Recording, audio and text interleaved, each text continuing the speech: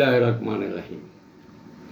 প্রিয় ভাই বন্ধু, বোনেরা, যুবক যুবতী, কিশোর কিশোরী সবাইকে আমি জানাই আমার অন্তঃস্থল থেকে সালাম। আসসালামু আলাইকুম। আমি নিত্যদিনের মতো আমার যে গল্পগুলো আপনাদের সামনে আনছি বা গল্পগুলো বলে যাচ্ছি, আমার জীবনের অন্য কিছু না, বর্তমান সমাজে বা দেশে যেগুলো ঘটে আর আমার জীবনে যা ঘটছে এইসব নিয়েই আপনাদের সামনে আমার গল্প বা উপস্থাপনা করি, আমার কথাগুলো। আশা করি আপনারা মনোযোগ দিয়ে শুনবেন, কারণ আমি এমন একজন ছেলে যে আমার বাবা 4 বছর বয়সে রাইকা মারা গেছিলেন। আমার দাদা তখন আমাকে না শরীর করছিলেন। আমার মা বহুত কষ্ট করে আমাকে মানুষ করছিলেন। আমি কোনো লেখাপড়া করতে পারি নাই, কিন্তু আমি ছোটো থেকে কাজ করে সৎভাবে জীবনযাপন করছি। করতে করতে করতে করতে আল্লাহ আমাকে ঢাকা আনছে। আমার গল্পের মাঝখানে আসবে, এগুলো আসবে, কিন্তু এখনও আমি আমার দেশের বাড়িতেই জন্মস্থানের ওই এলাকায়, যুদ্ধের এলাকায় আছি। কিন্তু পরবর্তীতে আসতে থাকবে, আমি এদিকে এসে আল্লাহ আমার কোন দিকে আনছে, কত ভালো লাগছে, সব আলাদা আমার আসবে। আশা করি ইনশাল্লাহ আপনারা আমার এই কথাগুলো শুনবেন ধারাবাহিকভাবে। আমার একটু অনুরোধ থাকলো, আমি একজন মুক্তিযোদ্ধা হিসাবে আমি আপনাদেরকে দেশ দিয়েছি, স্বাধীন করে যুদ্ধ করে আপনাদেরকে একটা দেশ উপহার দিছি। সেই সুবাদে হইলেও আমার এই যে প্রোগ্রামগুলো, এগুলো আপনারা দেখবেন বা শুনবেন বা সার্কেল দেবেন।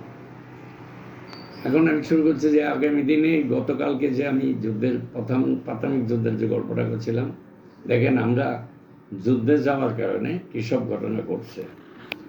এই পাকিস্তানিরা বা পাকিস্তানের পক্ষে আমাদের বাংলাদেশের যেসব লোকগুলো কাজ করছে, মুসলিম লীগের, জামাতের বা রাজাকার হইয়া যা, তাদেরকে রাস্তাঘাট দেখাইছে, চিনাইছে, কাজ করছে, বা হিন্দুদের বা মুসলমানরা যারা বাংলাদেশের ভিতর থেকে মনে করেন যে ভারতের দিকে গেছে শরণার্থীরা, তাদেরকে রাস্তাঘাটে লাঞ্ছিত করে তাদেরকে মাল সামনা লুটপাট করে রেখে দিছে, চিনাই রাখছে। এই অবস্থা, কি একটা অবস্থার ভিতর দিয়ে গেছিল বুঝে নেন। আর আমরা যখন মুক্তিযুদ্ধে গেছি, মুক্তিযুদ্ধে যাওয়ার কারণে আমাদের বাড়িঘর জ্বালাই দিছে সেই পাকসানাদের, এই বাঙালিরা, আমাদের বাঙালিরাই, এই যে যে যুদ্ধ অপরাধী, এরাই নিয়ে নিয়ে দেখাই দিছে এটা মুক্তিযোদ্ধার বাড়ি, এটা মুক্তিযোদ্ধার আত্মীয়ের বাড়ি, এটা আওয়ামী লীগের বাড়ি, হ্যাঁ, এইটা হিন্দুর বাড়ি। এইভাবে দেখায় দেখায় দেখায় দেখাইয়া এই বাড়িঘর জ্বালাইছে, পুরাইছে। যাই হোক, পরবর্তীতে আমি জানতে পারছি যে আমার মা বাড়িঘর থেকে আগে চলে গেছিলো। দুটো গরু ছিল, তখন একটা গরু 50-60 টাকা বিক্রি হইতো, সেই জায়গায় মনে হয় 20-30 টাকা করে বেচা চলে গেছে ওখান থেকে। কোথায় ইন্ডিয়া চলে গেছে, আমি জানি না কোথায় গেছে। আমি যুদ্ধে আমার খবর করতে গেলে আমার কই পাবে, সে আরও অন্য অন্য আমার মামাদের সাথে, মামিদের সাথে, আমার আত্মীয়দের সাথে ভারতে চলে গেছে। এটা পরে জানছি আমি, অনেক পরে। যাই হোক, আমি আজকে আপনাদের সামনে যে গল্পটা আনলাম, যে এই যে লুটতরাজগুলো করলো রাস্তায়, মানুষগুলো, অসহায় লোকগুলো 3 দিন 4 দিন হাইটা তারা ছেলে মেয়ে নিয়ে যান বাঁচায়া, বাড়ি ঘর জায়গা জমি সয় সম্পত্তি টাকা পয়সা, খালি কোনোরকম যদি কিছু পয়সা পেয়েছে এটা নিয়ে যান বাঁচায়া ভারতের দিকে দৌড়াচ্ছে জীবন বাঁচানোর জন্য। রাস্তা দাঁড়ায় দাঁড়া তার লুটতরাজ করছে। এখন হইল আমাদের এলাকায় 3-4 জন লোক লুটতরাজ করছিল, সেগুলো আবার আমাদের ভিতরে একটা প্রেশার দিল যে আমরা যেন তাদেরকে ধরতে পারি কিনা, এই দায়িত্বটা আমাদেরকে দিল যে তোমাদের এলাকায় এই ঘটনাটা ঘটছে, তোমরা এদেরকে খুঁজে বাই করবা, ধরবা রাখা। তা আমরা ওগুলোও খুঁজি, ওগুলোর খোঁজ খবর রাখি, কিন্তু হয়তো পাইতেছি না, পালায় থাকে, ওই লুটতরাজ করে পালায় থাকে। কিন্তু আমাদের লোকজন লাইগে রয়েছে যে কোন সময় ধরা যায়, কেন আমাদের তো রেকি করার মতো লোক থাকতো, সিআইডি থাকতো, খোঁজ দেওয়ার না লোক থাকতো আমাদের। হ্যাঁ, অল্প বয়সী, বৃদ্ধ বয়সী বা মধ্যবয়সী লোকজন আমরা বিভিন্ন জায়গায় লাগাই রাখতাম। যুদ্ধের ব্যাপার অনেক কিছু গড়ে। যাই হোক, এই দ্বিতীয় যুদ্ধ আলাপ যেটা করি, দ্বিতীয় যুদ্ধের আলাপটা হলো আমাদের এই প্রথম যুদ্ধের পরের দিন যুদ্ধটা আমাদেরকে নিয়ে গেল কোথায়, জয়রামকুড়া নাম আছে একটা জায়গা, হালুয়াঘাট থানায়, জানেন না আমাদের ক্যাম্প, ওখান থেকে 7 মাইল দূরে, কিন্তু ভারতের ভিতর দিয়ে গিয়া পরে ভারতের বর্ডার ক্রস করে 2 মাইল ভিতরে পাকসেনা ক্যাম্পে ঢুকতে হবে, অপারেশন করতে হবে। তো ভারতের ভিতর দিয়ে আমাদেরকে ট্রাক দিয়ে নিয়ে নামাই দেয় ওরা, ওই আর্মি ট্রাক দিয়ে, ভারতের বিএসএফ বা ভারতের আর্মি ট্রাকগুলো দিয়ে নিয়ে আমাদেরকে একটা জায়গায় নামায় দিয়ে বললো যে ঠিক এই শুধুই তোমরা মার্চ করে দেবা, একদম ক্যাম্পের কাছাকাছি গিয়া তারপরে ফায়ারিং করবা, একদম কাছে গিয়া। আর ওরা পিছনে থাকতো, কিন্তু ওরা ওরা আমাদের সাথে ফাইটে যাইতো না, কিন্তু ওরা এই গাড়িগুড়ি দিয়া বা আমাদের সহযোগিতা করতো, পরামর্শ দিত। তাছাড়া খাবার, এই আর্মি যে রেশনগুলো দিত ভারতের, ওই আমাদের ওই রেশনগুলো আমাদেরকে দিত।